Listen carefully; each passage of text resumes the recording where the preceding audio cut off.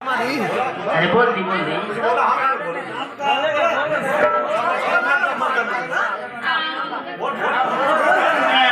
बोलना तो बेटी लो है दैया बोलना लदारी के भाव बना दे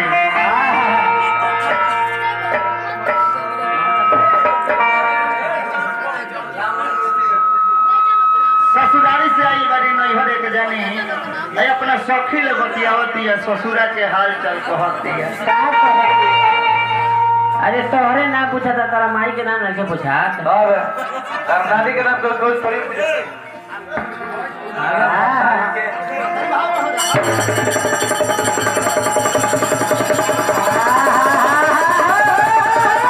अरे जिया समान जिया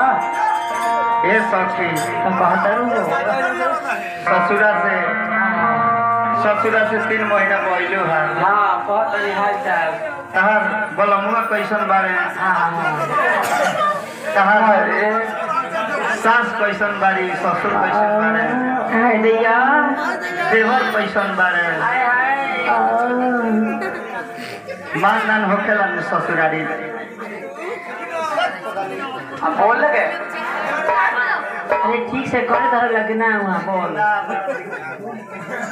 बड़ी दिक्कत होला दिक्कत होला बड़ा दिक्कत होला रे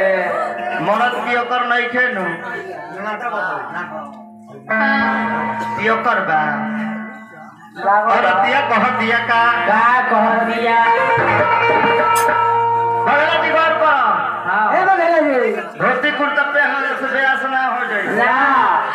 बस बने खाती गावे खाती